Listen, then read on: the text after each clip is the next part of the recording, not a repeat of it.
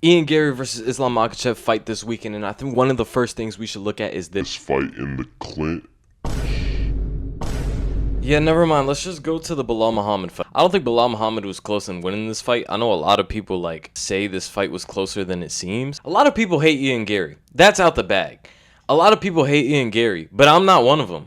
I literally just look at fighters for what they are and what their skill is. Ian Garry's actually a pretty decent fighter. He's very much. I'll tell you everything about Ian Garry. I kind of know Ian Garry like the back of my hand.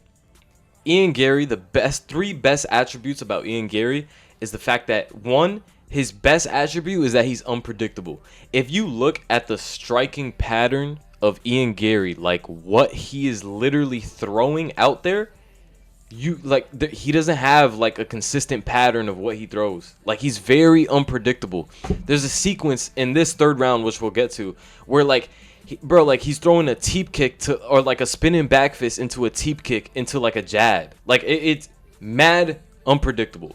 And he uses it in the right timing, in the right spaces. The second thing I would say is the best thing about Ian Garry, his point fighting, his ability to be on the back foot and still rack up points. You cannot have, even though Ian Garry's on the back foot and it looks like he's using lateral movement to disengage and shit like that, he's still racking up points whether you like it or not. I'm sorry. Whether you like it or not, he's still racking up points. And that goes for the fans or whether you're fighting him as an opponent. Oblique kicks to the knee. He'll land a couple jabs. Then he'll come out of nowhere, teep kick to the body. It's everything adds up little by little, right? But he's not engaging, right? He's not really going in there and over engaging or overreaching.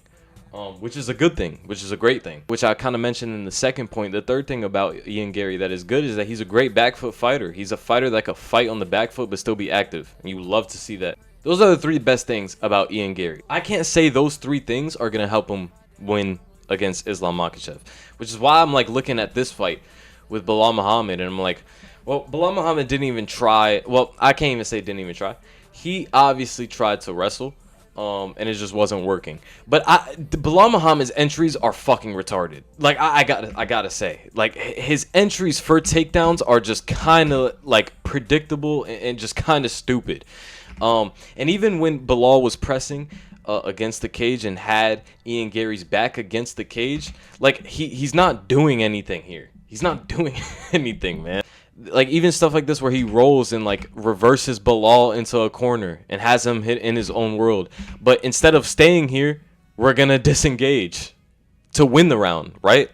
We're going to disengage to win the round. The jokes are funny and shit like that. But we're actually breaking down the fight, and I'm not going to lie, if you're bringing in that outside drama into breaking down this fight, unsubscribe for any YouTuber that puts you through that. Ian Garry's a good fighter. Don't let anybody tell you that he's not. Don't let anybody tell you that he's not. And don't let the fact that he's a cuck tell you that he's not a good fighter. Because whoever said cucks weren't good fighters? I'm putting my hands up, not in my defense. I'm not a cuck, but you know what I'm. Ian Garry though is a great fighter. Great technical fighter, and Bilal is a good boxer. Bilal is a good boxer, but he really couldn't get off on Ian because Ian was so unpredictable in the movement and the stuff that he was throwing. And we even seen that in the Carlos Prates fight. I even did a breakdown on that a couple months ago. It's one of my favorite breakdowns I've ever done because it's there's so many things so many little things that Ian Garry was doing that was offsetting Carlos Prates and just making him defend the whole time instead of thinking about offense, right? The problem with that is that he's going against somebody who's gonna do that to him. That's the problem. And even I'm thinking even on a car ride, I just had a random thought. Every time Ian Garry is looking to grapple or looks good in the grappling aspect, he's going against a grappler who's worse than him. His grappling, or not even his grappling in wrestling, I wouldn't even say it looked good with Carlos Prates. He just knew how to use it. He wasn't even committing on the takedowns. He was just using it as a burden that Carlos Prates had to think about in his mind. Islam Makhachev literally does that. to every opponent. Islam Makhachev does that to every single opponent. It's called the Islam Makhachev effect. If you guys don't know, let me put y'all on. The Islam Makhachev effect is the effect of getting taken down so bad to the point when you get back up, you're a different person. We've seen JDM. He got back up. He started scratching his fucking. He started scratching his fucking head and shit. Where Islam Makhachev takes you down, and you come back up, and your manhood is gone. Okay, I'm gonna be real. And Islam Makhachev does that to every opponent. So Ian Garry being on the opposite end of that, now having to deal with that. In a game plan he came out with Carlos Prates that was kind of similar to the Islam Makhachev effect. In a game plan he came out with MVP to win that fight, right? We all know MVP is a shitty ass grappler, right? How can he defend? That's the thing we look at when we're breaking down Islam Makhachev versus any opponent. How can he defend? With JDM, we knew that he didn't have the technique whatsoever on the ground to defend, right? We know he had good boxing, but that's the case with every fucking opponent going against Islam. They have better boxing than him. It doesn't fucking matter. Because at the time, when you get up, that boxing isn't the same. That stand-up isn't the same. It's the Islam Makhachev effect. So we have to see how Ian Garry, and this is what I was like trying to look at, like studying Ian Garry. We have to see how he gets up, how he defends, what his underhooks look like, what his urgency is trying to get those underhooks and trying to fight wrist control. And I don't think it's good enough. Long story short, I don't think it's good enough. Now, we're going to ignore the fact that he's literally in his balls. But we're going to go to these sequences, and we're going to see that Shavkat spent a lot of time in the clinch. Not going to lie, he made it a boring fight. Not for nothing. But Ian Garry, as well, could have made it a more exciting fight if he had the technique to really get out. Like, he was able to, in the Bilal Muhammad fight, he was able to reverse Bilal and like put his back against the cage and even like attempt his own like takedowns. But with Shavkat, it was like really a different case until we went into like the last round, which we'll discuss. But a lot of times in this clinch situation, we saw Shavkat put his weight on Ian Garry. Like even now in what you're seeing like right here, what you're seeing right here is Shavkat put his weight on Ian Garry. And I could tell that obviously we could all tell that Shavkat is a heavy ass guy. But I could tell that Ian Garry felt that weight. And if you look at Islam Makhachev, I feel like we're going to be looking at sort of the same story. In terms of physicality, right? Like, I feel like we're going to be sort of looking at the same story. Back towards the opponent, not towards the cage. When he is fighting hands, he then turns his back. And you kind of see the position he is in here. Obviously, he's trying to get the better posture. He's not trying to have his back against his opponent. But I think in doing this, we all know Islam Makhachev is level changing here. Like, Shavkat was really focused on just putting his weight on him. I don't think he was focused on the fact of like literally physically getting his legs and putting him down. Like I think he was more focused on like draining him, putting the weight on him, like taking him to deep waters. I think that was their game plan. Not saying Islam Makhachev can't come with the same game plan, but I think it will look way different than this. But Ian Garry is Ian Garry, and he eventually is gonna break, right? He eventually gets his underhooks, and he's going to break out of there. He's going to try a fucking spinning back fist. This is the unpredictable shit I'm talking about. Spinning back fist off a break. I mean, this is the unpredictable shit we're talking about. It's a Shavkat round, right? Not a lot that Ian Garry has done. He's done a lot of defending.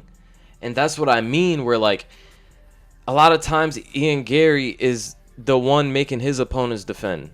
And now he's going to be on the opposite end of that. Let's look at entries, right? I think entries are important. Bilal was getting entries on Ian Garry. But a lot of the times Ian Garry had great balance. And Bilal isn't really much of a guy who, well, he attempted to trip Ian Garry, right? Bilal a lot of the times would come in on his entries for takedowns. He'll grab one leg up. But Ian Garry, being a tall fighter, had amazing balance. And I think the key with taking Ian Garry down is actually tripping him. I ain't gonna lie. Like that, like getting to this part, committing to this, like isn't necessarily hard going against Ian Garry. Now I'm trying to see like how Islam Makhachev is gonna take him down, and I think the easiest way to take him down, if Islam is here, is to literally just trip him. Like we're putting the left leg, if we're using Shavkat as an example, we're putting the left leg behind the lead leg of Ian Garry. We're tripping him. We're making him go back, right? We're making him use his balance. Islam Makhachev, I feel like, is gonna do that. It's a longer fighter. Islam Makhachev is gonna start clinching. He's gonna get in these takedowns, and even if he isn't getting the takedowns in these clinch situations, literally tripping. He's gonna be like, I genuinely think he's gonna take down Ian Garry. I genuinely think he's gonna take down Ian Garry. This is the fight where we were supposed to see like your technique. Like I wanted you to reverse Shavkat and take him down. Now you're on top mount. Now you're boom, boom. Like in order for me to be like, okay, maybe he has a chance against Islam Makhachev. Now, granted, this fight was taking place a year and 8 months ago. So obviously, 2 more fights after that, Ian Garry has had time in the gym. And if you guys didn't know, he actually trains with Killcliff, but he actually goes to shoot box and trains with Charles Oliveira, which is interesting. Could be interesting in the aspect of this fight, Charles Oliveira being an ex-opponent of Islam Makhachev. And if you see on the left side of your screen, Charles Oliveira was in his corner for this fight. So obviously, there's going to be some grappling changes from this fight into the present day now. Do I think they're going to be drastic? At 28 years old, it has to be so drastic because it's Islam Makhachev. I don't know if we can learn amazing, beautiful technique that these guys been doing for over 20 years to him, to his feet. You know, a good thing about Ian Garry is that he's always trying to get this underhook here, right? But I actually think it might do him bad. No, I know Islam Makhachev is going to feint. And he's going to, especially off of the takedowns. Like, he does everything in reverse. He's going to take you down, and then because he took you down, now his boxing is better. So now he's going to outbox you. The ability to be able to feint. Because I've noticed Ian Garry is very much, even stepping on the back foot, he's always ready. Like, look how fast he got these underhooks in, bro. Look how fast he got these This is a great shot by Shavkat. Like, this is a great shot. Look how fast he got this underhook, bro. Turning Shavkat to the left side. Boom, already.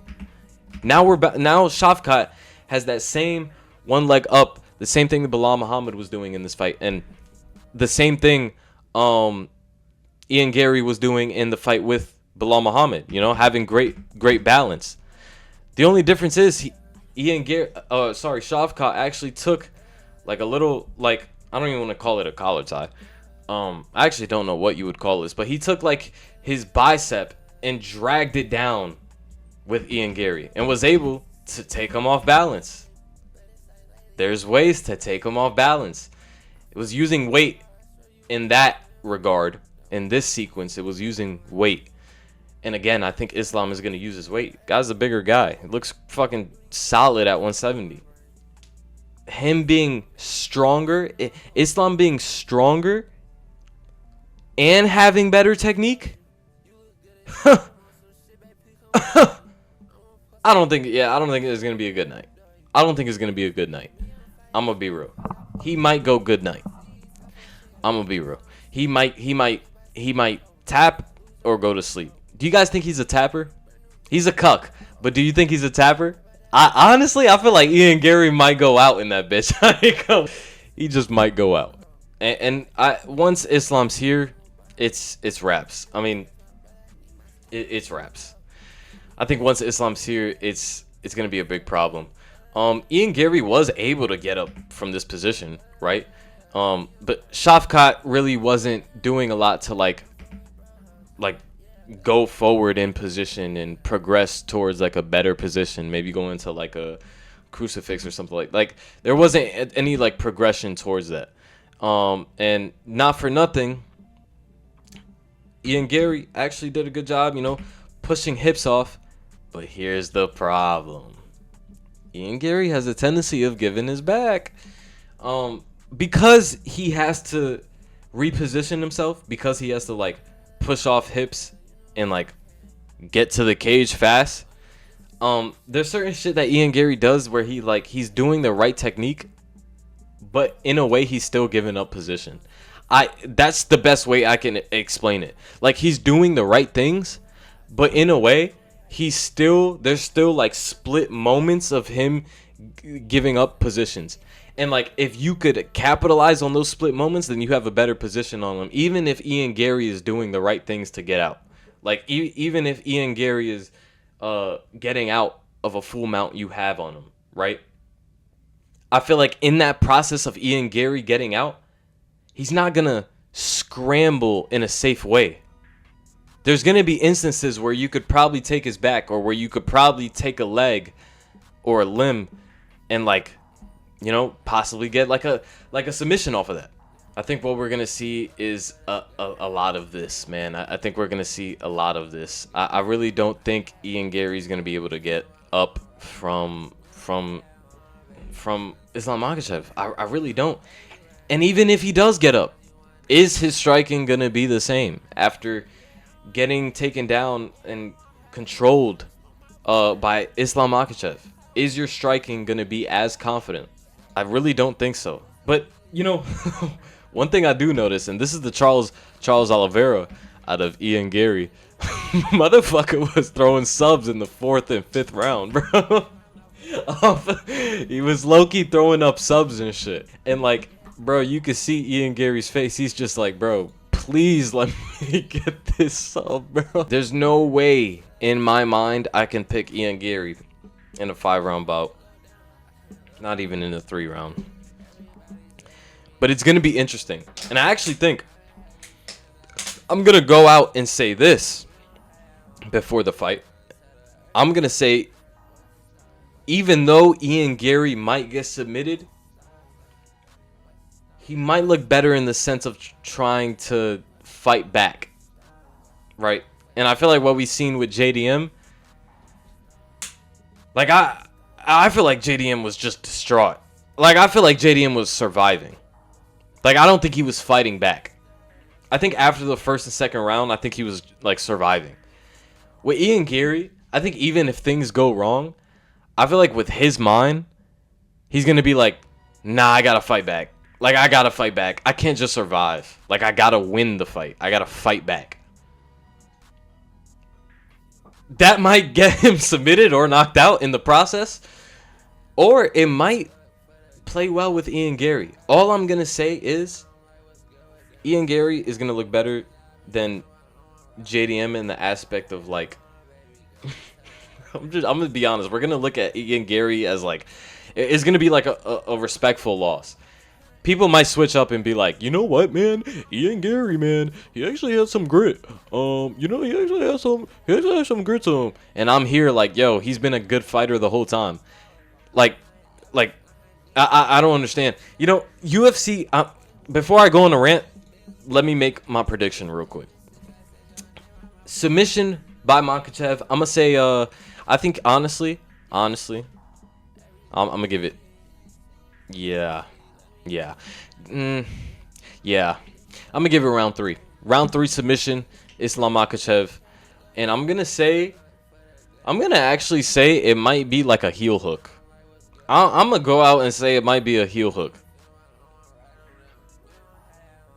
I'm gonna just say it. Random submission. Now, my rant. You know what my rant is with the UFC? UFC fans in particular?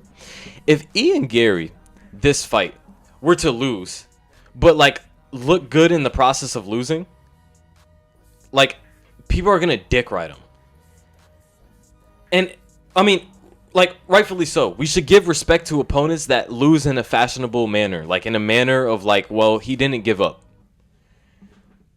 But like we shouldn't But like, we shouldn't automatically call those fighters good fighters. Ian Gary's a good fighter. I don't have to see him lose to say he's a good fighter. When y'all did that with Khalil Roundtree and Alex Pereira, y'all gassed him up and got him knocked out by Yuri Prohaska. I just want to say that. That's my rant. Listen, we're ending the video off on that. That's my rant. I had to get that off my chest. I hope you guys enjoyed. I love you. Peace.